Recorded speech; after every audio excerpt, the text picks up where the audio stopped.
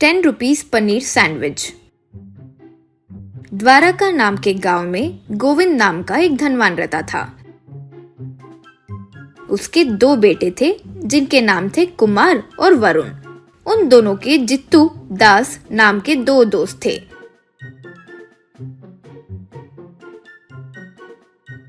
एक दिन कुमार वरुण को गोविंद बुलाया। अब वरुण से गोविंद, रे तुम दोनों बड़े हो गए हो, जल्दी ही दोनों की शादी करवा के संपत्ति बांटने की सोच रहा हूँ, इसलिए तुम्हारे साथ साथ तुम्हारे दोस्तों का भी परीक्षा लेने की सोच रहा हूँ। वरुण, क्यों पिताजी, आप पगले गए हो क्या? हमारी परीक्षा तो समझ आती है, लेकिन हमारी दोस्तों की परीक्षा क्यों? ऐसा तो नहीं कि उनको भी संपत्ति बांट रहे हो? गोविंद, अरे ओ मूर्ख इंसान, हमारे दोस्त जैसे हैं हमारी जिंदगी वैसी होती है। तुम अच्छे दोस्तों के साथ घूमेगा तो तुम्हारी जिंदगी भी अच्छी होगी, और ऐसे बेकार लोग यानी कि वो जित्तू वगैरह के साथ घूमेगा, समझो तो तुम्हारी जिंदगी बर्बाद हो जाएगी, जानते हो? वरुण, ओहो, समझ गया। अब मैं और मेरे दोस्त मूर्ख हैं, यही बोलना चाहते हो ना? देखो, आप जित्तू के बारे में नहीं जानते हो, वो होशियारी का बाप है। वाइन शॉप वाले भी उसे उधार देता है, पता है? उतना महान है। यूं कहा गोविंद। ठीक है, वो सब से मुझे क्या। खैर, तुम दोनों ये सब बकवास बंद करो और अब दोनों 1 महीने में कोई व्यापार शुरू करके मुझे लाभ दिखाओ, बस। और एक बात, लाभ का मतलब ये नहीं कि ज्यादा रेट लगाकर कम वस्तु दिखाओ, बल्कि कम दाम लगाकर ज्यादा लोग तक पहुंचना चाहिए। यूं कहा तब कुमार, मैं आपका चैलेंज के लिए तैयार हूँ पिताजी। कुछ और क्यों, मम्मी हमेशा स्वादिष्ट पनीर सैंडविच बनाती है ना, उसे ही बेचता हूँ, कहकर वहां से चले गया। फिर अपने पिताजी के इस शर्त को अपने दोस्त दास को बताया। वो सुनकर दास, भाई लोगों को लेकर आना, ये तुम मुझ पर छोड़ दो। तुम बस उन्हें एक मस्त टेस्टी सैंडविच बना कर दो, बाकी मैं देख लूंगा। यूं कहा। इससे कुमार अगले दिन से पनीर सैंडविच बनाकर बेचना शुरू किया।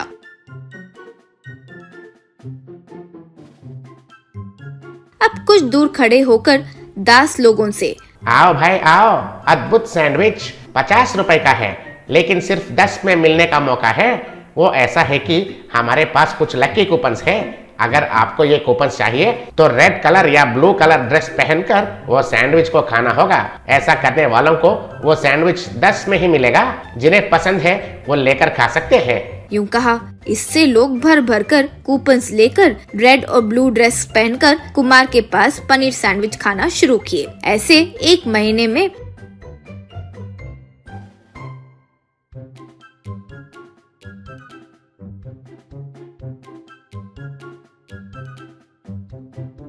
पनीर सैंडविच के पास बहुत लोगों को आते देख गोविंद दास और कुमार की प्रशंसा किया।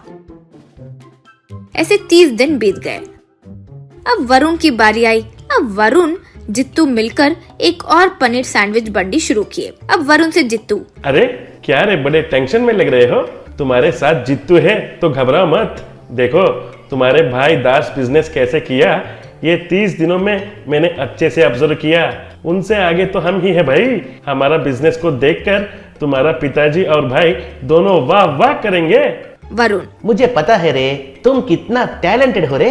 उन्हें ही अभी तक पता नहीं। तुम पर पूरा विश्वास करते हुए मैं पनीर सैंडविच बनाकर आता हूँ, एक साथ बेच देते हैं लोगों को, कहकर चले गया। फिर लोगों से जित्तू, आओ भाई आओ, अद्भुत कूपन्स, लक्की कूपन्स आपके लिए। मामूली कपड़े पहनेंगे तो 30 रुपए, वही अगर लाल रंग के कपड़े पहनेंगे तो 20 रुपए, और वही अगर बिना कपड़े खाओगे तो 10 रुपए में ही पनीर सैंडविच खरीद सकते हो। आओ, देर मत करो, कमान कमान। यूं कहा तब लोगों में से एक, क्यों रे कमीने, तुम्हारे पनीर सैंडविच को खाने के लिए हमें कपड़े उतारना है? रुको, अभी सबक सिखाते हैं तुमको। तुम गया रे काम से, कहकर उसे खूब मारे। फिर वरुण के पास जाकर उसे भी मारे। फिर वरुण वहां से भाग निकला। अब वरुण की ये बात जानकर वरुण से गोविंद, अरे अब समझ में आया अच्छी दोस्ती क्यों जरूरी है। अब से कम होशियार बनकर अच्छे लोगों के साथ दोस्ती करो। कहने से वरुण अपनी गलती मानकर जित्तू से दोस्ती तोड़ दिया। Automatic egg fried rice machine.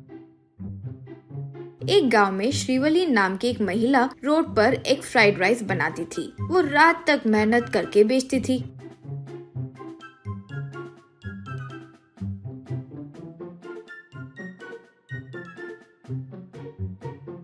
रात होते ही श्रीवली का पति डांबे पीकर आता और कहता, आज कितने फ्राइड राइस बेची? यूं पूछता था।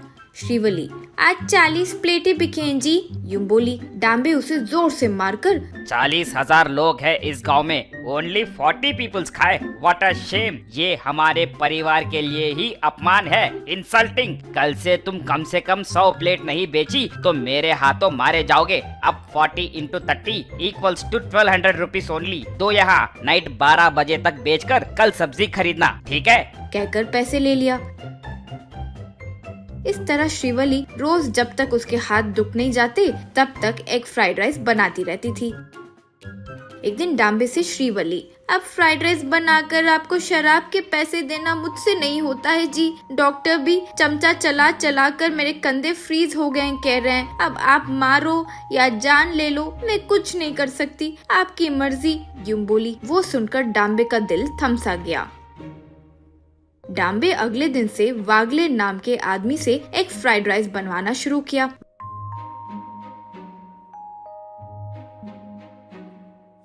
वागले का बनाया एक फ्राइड राइस खाकर एक आदमी, थू, ये क्या फ्राइड राइस है भाई? राइस में हर गंदा मसाला डालकर अंडे डालोगे तो वो एक फ्राइड राइस हो जाएगा क्या?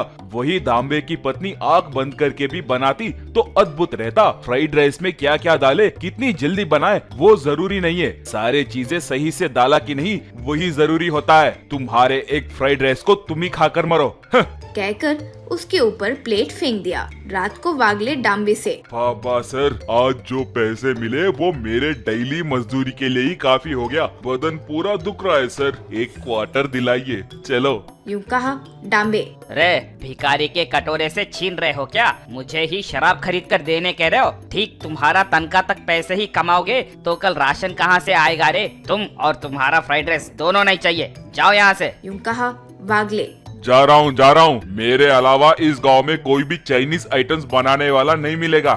यूं कहा। उस दिन से डांबे को खाने के भी पैसे नहीं मिलते थे। भूखे पेट सोने लगा।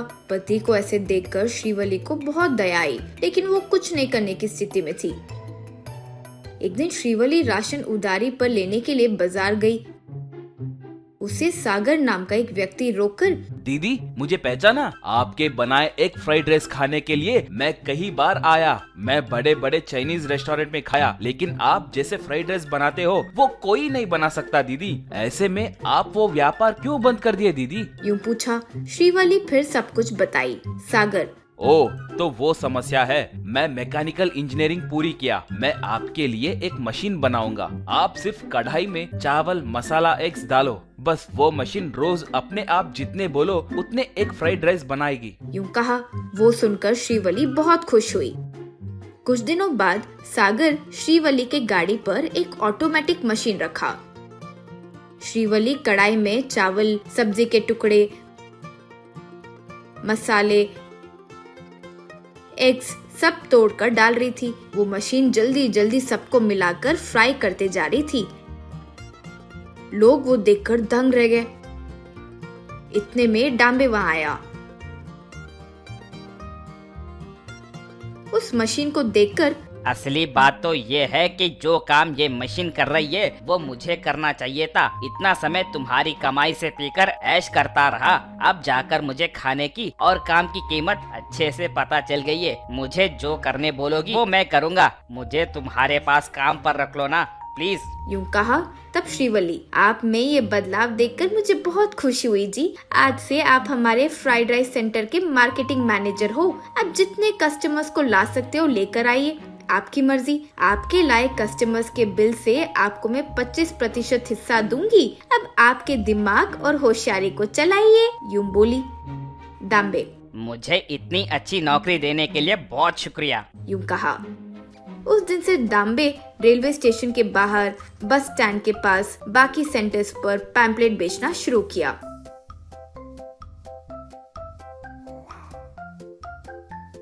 पड़ोसी गांव से बस में कस्टमर्स को लेकर आने लगा।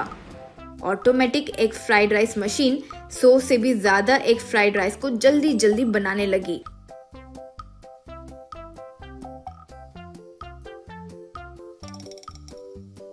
लोग उस स्वाद को खूब पसंद करते थे और सब कुछ खा जाते थे।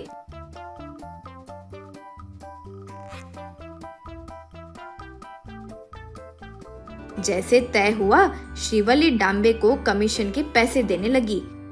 कुछ समय में ही दोनों मिलकर अच्छा घर बना लिए।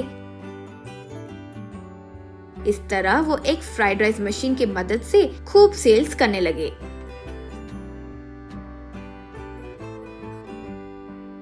दोनों सागर का शुक्रिया अदा किए। चना चाट मसाला वाला। अमीरपुरा नाम के गांव में एक चना चाट मसाला वाला ठेला था। उस ठेले का मालिक था राजन। वो 10 रुपए में चाट बेचता था। उसने तो 10 रुपीज चना चाट मसाला का बोर्ड भी लगाया था। उस इलाके में उसका चना चाट मसाला बहुत मशहूर था। ज्यादातर लोग आकर उसके पास चना चाट मसाला खाते। वो जो चाट मसाला पाउडर का इस्तेमाल करता था वही इसकी वजह थी। वो मसाला कैसे बनता है ये उनके परिवार का रहस्य था। वो हर रोज कुछ मसाले और कुछ सब्जियों को चूल्हे में गर्म करके उसे धूप में सुखाकर फिर उसका पाउडर बनाता था। उस पाउडर को लाकर वो ठेले पर जो चाट बनाता था उस पर इस मसाले को छिड़कता था। इस तरह वो चाट बहुत स्वादिष्ट होता था। लोग उस चाट को खाकर बहुत खुश होते। अरे वाह राजन, ये तो बहुत बढ़िया है। मैं तो अपने बचपन से ही हर रोज यहाँ आकर चाट खाता रहता हूँ। तुम्हारे दादाजी, तुम्हारे पिताजी और तुम लोग ही बदले हो, पर इस चाट का स्वाद नहीं बदला। जरा एक और प्लेट देना। मैं भी तुम्हारे चाट मसाले के स्वाद पर फिदा हो गई हूँ। घर पर मैंने कई बार कोशिश की पर ये स्वाद नहीं आया। वैसे तुम ये मसाले बनाते कैसे हो? अरे सारी कीमतें तो बढ़ रही हैं, पर तुम हो कि चाट सिर्फ 10 रुपए में बेचते हो। अरे तुम्हें कोई लाभ होता भी है कि नहीं? बहन जी, ये हमारा परिवार का रहस्य है। ये हम आपको बता नहीं सकते। आप कृपया बुरा ना माने। कल मैं अपने बेटे को संपत्ति के नाम पर यही रहस्य बताऊंगा। 10 रुपए खर्च करना गरीबों के लिए कोई बड़ी बात नहीं होगी। मुझे भी लाभ का इतना लालच नहीं है। बस जो कमाई होती है उसी में खुश हूँ। एक दिन एक बूढ़ा उसके ठेले के पास आया। बेटा, बहुत भूख लगी है, मेरे पास पैसे नहीं हैं, क्या तुम मुझे चना चाट खिलाओगे? भगवान तुम्हारा भला करेगा। राजन ने तुरंत उसे 1 प्लेट चना मसाला खिलाया। उसे खाकर, अरे बेटा, मैंने अपने बेटे को बड़ी मेहनत से पढ़ाया। आज वो बहुत बड़े ओहदे पर काम कर रहा है। मेरे पत्नी का हाल ही में देहांत हो गया। अब मेरे बेटे और बहू ने मिलकर मुझे घर से बाहर निकाल दिया। कृपा करके तुम मुझे अपने पास काम पर रख लो। हे भगवान, इतनी मुसीबत आ पड़ी है आप पर। आप बिल्कुल चिंता ना करो। मेरे भी माँ बाप नहीं है। आप हमारे साथ रह सकते हो। इस तरह वो बूढ़ा उन्हीं के घर में रहने लगा और वहीं पर खाना खाने लगा। और वो ठेले पर आकर राजन की मदद भी करता था। हर रोज राजन अपने घर के एक कमरे के अंदर जाता था और अंदर से ताला लगा लेता था। वहीं पर वो चना चाट मसाला तैयार करता था। एक दिन बूढ़े ने खिड़की से झांकते हुए उसे मसाला बनाते हुए देख लिया। अरे वाह, तो ये है रहस्य। मैं जिस काम से आया था वो काम पूरा हो गया। अब मैं जान गया कि ये मसाला बनाता कैसा है। अब मैं भी एक ठेला लगाऊंगा और इसके धंधे का सत्यानाश करूंगा। यूं उसने सोचा। अगले दिन ठेले के पास वो बूढ़ा, क्यों राजन, तुमने सोचा था कि तुम्हारे मसाला का रहस्य किसी को पता नहीं चलेगा? अब मैं जान गया हूँ। उस मसाले का राज जानने के लिए ही मैं तुम्हारे पास आकर काम पर लगा था। कहकर उसने उस बूढ़े का गेटअप उतार फेंका। ये देखकर राजन हैरान रह गया। क्यों, झटका लगा? कल से मैं भी तुम्हारे सामने ठेला लगाकर उसमें चना चाट बेचूंगा। जानते हो मेरा चाट कितने का होगा? केवल 5 रुपए का। अब तुम्हें अपना धंधा बंद करना होगा और कोई चारा नहीं है। कहकर चला गया। अगले दिन सवेरे उसने राजन के ठेले के सामने अपना चना चाट मसाले का ठेला रखा। उसने वहाँ एक बोर्ड लगाया, चना चाट मसाला ओनली 5 रुपीज। ये देखकर बहुत सारे लोग आए। आइए आइए, इतने साल वो राजन आपसे 10 रुपए लेकर आप लोगों को धोखा देता रहा है, लेकिन मेरे पास ये सिर्फ 5 रुपए में मिलेगा। एक बार मेरा चना चाट मसाला का स्वाद चखिए, जिंदगी भर खाते रहेंगे आप। यूं सबको प्लेट में चना चाट मसाला भरकर देने लगा। उसे खाकर लोग थूक थूक करके थूकने लगे और प्लेट को उसके मुंह पर दे मारा। फिर लोगों ने उसके ठेले का सर्वनाश किया। क्यों, तुम समझते हो कि तुम ही होशियार हो? जिस दिन तुम आए उसके अगले ही दिन मुझे तुम पर शक हो गया था, इसीलिए तुम्हें दिखाने के लिए मैंने वो फालतू मसाला बनाया। क्यों, कैसा लगा मेरा मार? कह के हंसा। तब वो व्यक्ति वहाँ से सिर झुकाकर चला गया। Mini stove miniature mutton curry. Keshavpur नाम का एक गांव था। उस गांव के सब लोग महाकंजूस थे, ईर्ष्यालु थे। उस गांव में कोई भी धंधा शुरू करता तो उसे 2 दिन से ज्यादा चलने नहीं देते थे और बंद करने पर मजबूर कर देते थे। खास तौर पर बबलू और चिंटू बहुत खतरनाक थे। उस गांव में बलदेव नाम का एक व्यक्ति व्यापार करने आया। बलदेव ने एक होटल शुरू किया। बलदेव अपनी पत्नी से, देखो वैशाली, ग्राहक भगवान होते हैं, उन्हें कोई तकलीफ नहीं होनी चाहिए। ऊपर से हम अनजान गांव में आए हैं। ठीक है जी। अब उनके होटल के बाहर खड़े बबलू और चिंटू उस होटल को ताक रहे थे। बलदेव ने उन्हें देखा तो, आओ भाई आओ। यार चिंटू, वो खुद हमें बुला रहा है, बेचारा अपने बारे में वो जानता नहीं है ना। चलो उसका हाल पूछते हैं। 2 दिन में बोरिया बिस्तरा बांधने पर मजबूर कर देते हैं, कहकर अंदर गए। बबलू और चिंटू होटल में बैठे। बबलू बलदेव से, क्यों चाचा, प्लेट कितने का है? एक प्लेट 20 रुपया है बेटा। ये तो बहुत सस्ता है। ठीक है, एक प्लेट लाइए। तब बलदेव एक प्लेट में नाश्ता लेकर आया। बबलू और चिंटू एक प्लेट में ही खाने लगे। इस तरह बबलू और चिंटू ने मिलकर 20 प्लेट खाया। बाद में बबलू कैश काउंटर पर बलदेव के पास आकर, ये लो, दोनों का मिलाकर 20 रुपए। ये सुनकर बलदेव, पर आप दोनों ने मिलकर 20 प्लेट खाया है ना? हेलो महाशय, हम दोनों ने सारा नाश्ता एक ही प्लेट में खाया है। आपने कहा ना कि प्लेट 20 रुपए का है, तो बस ये रहे 20 रुपए। ज्यादा नखरे किए तो सोच लो तुम हम लोगों को नहीं जानते, ये होटल बंद करा देंगे। अरे ठीक है, जाओ जाओ, मेरी किस्मत है। यूं हर रोज आने वाले ग्राहक किसी ना किसी बहाने झगड़ा मोल लेकर बिना पैसे दिए चले जाते थे। नतीजा ये हुआ कि बलदेव का बहुत भारी नुकसान हो गया। कर्जदार आकर बलदेव को तंग करने लगे। इस तरह कुछ दिनों में ही बलदेव को अपना धंधा बंद करना पड़ा। गांव छोड़कर जा रहे बलदेव और वैशाली से, क्यों चाची, चाचा जी हमारी मार बर्दाश्त नहीं कर पाए है ना? वापस मत लौटना। कोई हमारे गांव में धंधा करे ये हमें बर्दाश्त नहीं होता। बाद में बलदेव और वैशाली जंगल के रास्ते से जा रहे थे कि उन्हें अच्छे पकवान की खुशबू आने लगी। वैशाली बलदेव से, क्या जी, आसपास कोई नजर तो नहीं आता? पकवान की खुशबू कहाँ से आ रही है? वाह, क्या खुशबू है। इतनी चिंता होते हुए भी ये खुशबू मन मोह रही है। जो भी ये पका रहा है वो वाकई माहिर होगा। हाँ, मैं भी यही सोच रहा था, पर यहाँ कोई कहीं नजर नहीं आता, कहकर ढूंढने लगे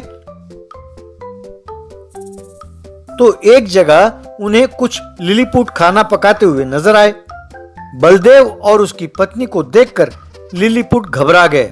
उनसे बलदेव, आप लोग ना घबराएं, हम आपको कुछ नहीं कहेंगे, हम खुद बहुत परेशान हैं। आप जैसे छोटे प्राणियों को हानि पहुंचाकर हम और पाप नहीं करना चाहते। वैसे इतना स्वादिष्ट खाना बनाने वाला व्यक्ति है कौन? ये सुनकर लिलीपुट, यही है वो, इसका नाम सोमू है। हम सब रसोइये ही हैं। हमारे गांव में हम गरीब हैं, हम शादी के लायक हो गए हैं। हमारे यहाँ ये रिवाज है कि शादी में लड़की को ढेर सारा सोना देना होता है, इसलिए सोना ढूंढने के लिए हम यहाँ आए हैं। आपकी क्या समस्या है?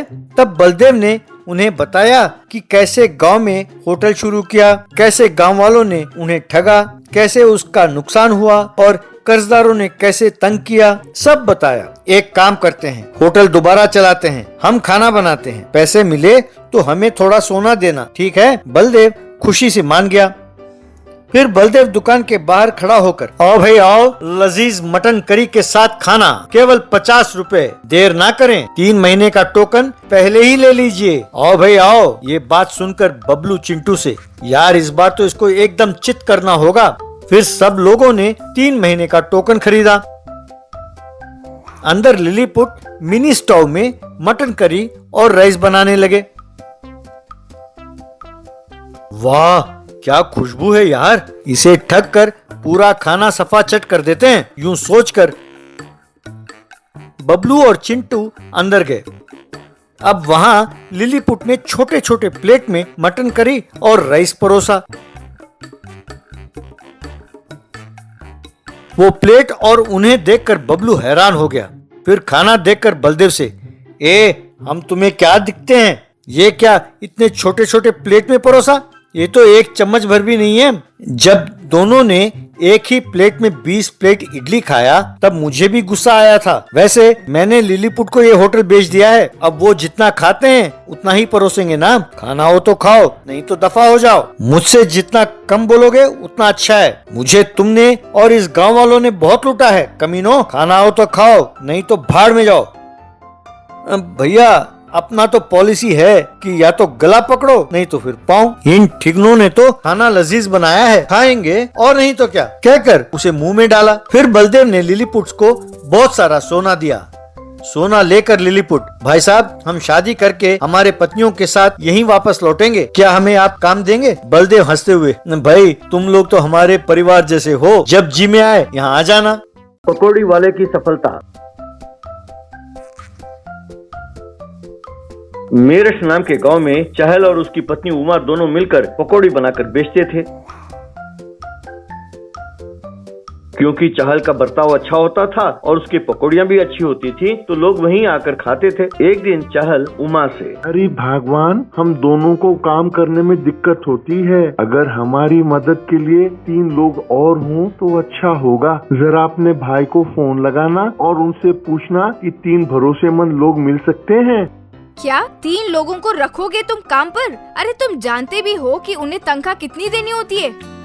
कोई बात नहीं भगवान, हमारी वजह से 3 लोगों का गुजारा हो जाएगा। अब ये सब बातें वहीं खड़ा जाकी नाम का चोर ने सुन लिया। वो अपने दोस्त रॉकी और मुन्ना के पास गया। अरे यार, अरे हम तीनों की किस्मत खुल गई है। अरे इस गांव में चोरी करने के लिए आए हैं और अभी हमको नौकरी मिल गई है पकौड़ी वाले के पास। अच्छा, अब तुम चोरी करना छोड़कर पकौड़ी बेचना चाहते हो क्यों? अरे पगले जाति, अगर हम यहाँ पकौड़ी बेचते रहे तो चोरी करने का प्लान कहाँ करेंगे? अरे ये कोई साधारण पकौड़ी का दुकान नहीं है। यहाँ पर इस गांव के सारे अमीर और गरीब सब आते हैं। उनमें से जो पैसे वाले हैं हम उनको टारगेट कर सकते हैं और उनके घर का पता भी निकाल सकते हैं। अपना काम आसान हो जाएगा। अगले दिन वे तीनों चहल के पास गए और उससे उन तीनों को नौकरी देने के लिए कहा। भाई साहब, हमें खाना ना भी दें तो चलेगा, आप जो हर रोज पकौड़ियाँ बनाते हैं उसमें जो बच जाए वो हमें खिला देना काफी है। हम वो खाकर गुजारा कर लेंगे क्योंकि हम बहुत गरीब गांव से आ रहे हैं भाई साहब। अब हमारे गांव में सड़कें बिछानी हो या स्कूल खोलना हो तो हम तीनों के तनख्वाह में से ही करना होगा भाई साहब। हम जो भी कमाते हैं हमारे गाँव भेजना होगा भाई साहब। ये अरे वाह, आप लोग तो बड़े नेक दिल इंसान हो। आप तीनों तो भगवान की तरह प्रकट हो गए हो यहाँ पर। मैं भी 3 लोगों की ही तलाश कर रहा था और आप तीनों आ गए। आप तीनों पकौड़ी खाओ, मुझे कोई आपत्ति नहीं है। अगर आपको जरूरत हो तो हमारे घर के ही किसी कोने में आप सो सकते हो, ठीक है? तब से वो तीनों मिलकर चहल के पास काम करने लगे। यूं वे तीनों हर रोज लोगों को पकौड़ियाँ सप्लाई करते हुए जो लोग गाड़ियों में आते थे उन पर नजर रखने लगे। बाद में रात को चहल के नजर बचाकर उन घरों में जाते, वहाँ के जेवरात, रुपए वगैरह चुरा कर ले आते। फिर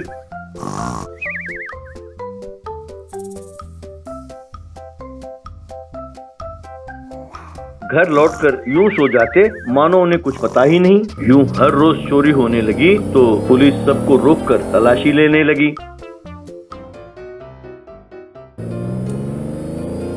और लोगों को चौकन्ना रहने के लिए कहने लगी। यूं कुछ दिन बीतने के बाद एक दिन जाकी और बाकी दोनों अपने आंखों में पट्टियां बांधकर काम करने आए। अरे भाई जाकी, तुम तीनों की आंखों को क्या हो गया? अरे किसी ने देख लिया तो तुम तीनों को चोर समझकर मारेंगे। भाई साहब, ये हमारे गांव की प्रथा है, कहीं भी चोरी हो जाए तो हम सब गांव वाले अपने आंखों में पट्टियां बांध लेते हैं। हमारा विश्वास है कि ऐसा करने से ये बुरी शक्तियां हमसे दूर भागेंगी। बड़ी अफसोस की बात है कि इस गांव में बहुत सारी चोरियां हो रही हैं। हम चाहते हैं कि इस गांव का भला हो, इसीलिए हम तीनों ने यूं पट्टी बांध रखा है। अगर आपको आपत्ति है तो हम निकाल देते हैं। अरे तुम लोगों की ये प्रथा तो बड़ा अजीबोगरीब है। कोई बात नहीं, जाओ जाओ काम पर लग जाओ। उस दिन रात को उमा चाहल से, अजी सुनो, मुझे तो उन तीनों पर शक हो रहा है। इनकी प्रदाएं बड़ी अजीब है। कहीं ऐसा तो नहीं कि यही तीनों चोर हैं? हाँ, जब से उन्होंने आंखों पर पट्टी बांधा है मुझे भी शक हो रहा है। आज रात को हम सोएंगे नहीं, इन पर नजर रखते हैं। यूं उस रात को वो दोनों बिना सोए जाकी और उसके साथियों पर नजर रखने लगे।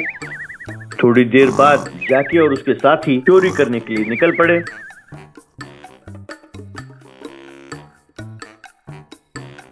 उमा और चहल उनका पीछा करने लगे। उन तीनों को चोरी करते हुए इन दोनों ने देख लिया। उसके बाद उनका पीछा करते हुए उन्होंने वो जगह देख लिया जहां ये चोरी का माल छिपाते थे। अगले दिन उन तीनों के काम पर जाने के बाद चहल ने पुलिस को बुलाया और वो जगह दिखाया जहां चोरी का माल छुपा कर रखा था। ये सब देखकर एसआई, देखो चहल, ये कोई मामूली चोर नहीं है। अब तक मैंने इनका चेहरा नहीं देखा है, यानी इन तीनों को बड़ी होशियारी के साथ पकड़ना होगा। वैसे भी ये तीनों तुम्हारे ही दुकान पर काम करते हैं ना। एक काम करते हैं, हम इन तीनों को पकड़ने के लिए एक चाल चलते हैं। मौका देखकर तुम इशारा कर दो, हम आकर इन तीनों को दबोच लेंगे।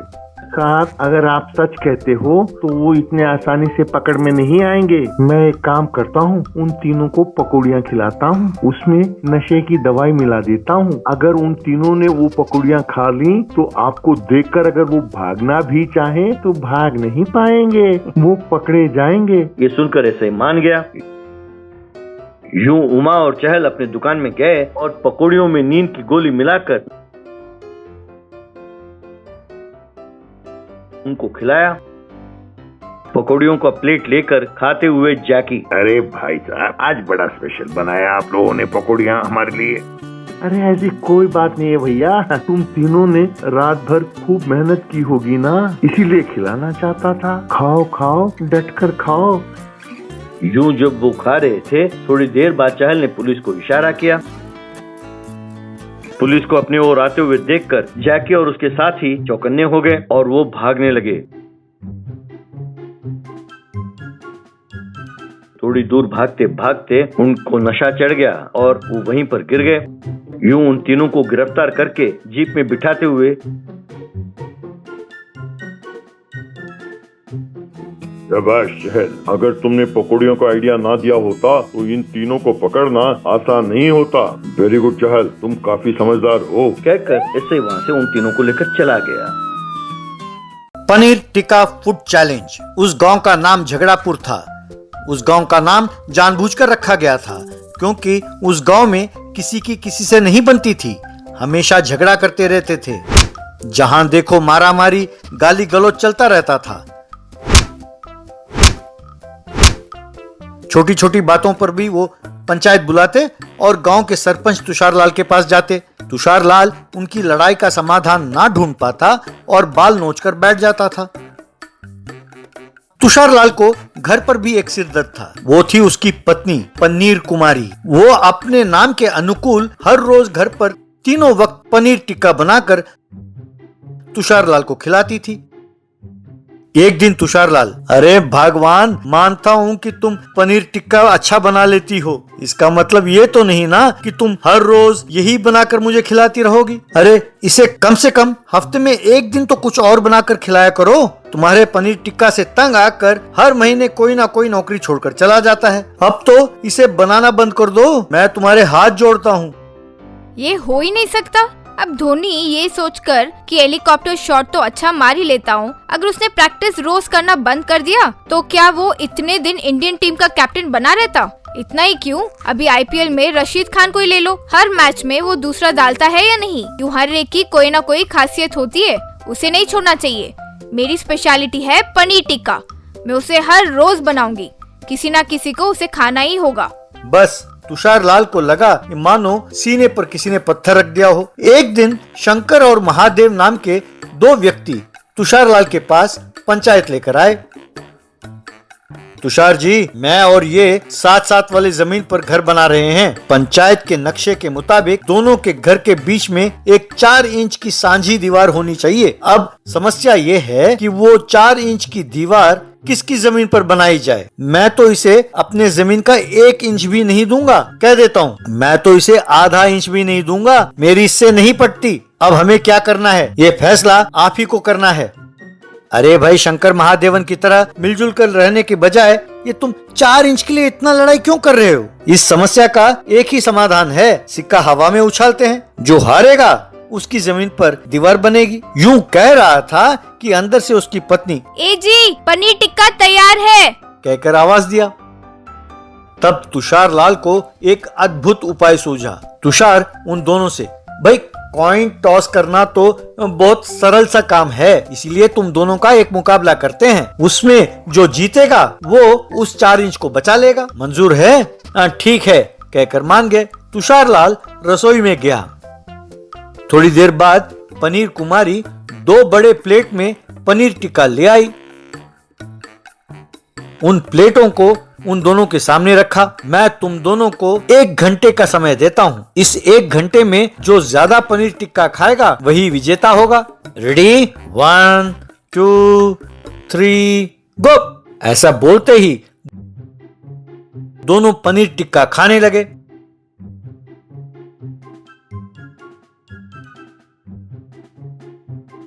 पनीर कुमारी उनके प्लेट भरने लगी। खाओ खाओ, डटकर खाओ, अब जितना चाहो उतना पनीर टिक्का मिलेगा, अब बस डरो नहीं, खाते रहो। वो जबरदस्ती खा रहे थे। एक आधे घंटे बाद दोनों खड़े हो गए। सरपंच जी, मैं और पनीर टिक्का नहीं खा सकता, पहले ही पेट भर गया है और 2-3 टिक्का मेरे गले के पास अटके हुए हैं। सरपंच जी, मैं दीवार मेरे जमीन पर ही बनवाऊंगा, प्लीज मुझे छोड़ दीजिए। मेरा भी यही हाल है, अगर और थोड़ी देर मैंने खाया तो मेरा पेट फट जाएगा।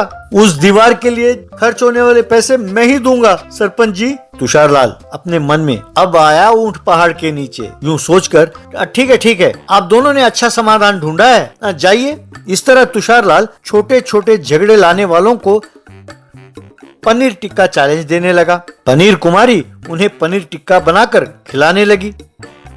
वो खा नहीं पाते थे और बहुत परेशान होते थे। कुछ दिनों बाद वो पनीर टिक्का खाने के डर से गांव वालों ने लड़ना झगड़ना बंद कर दिया।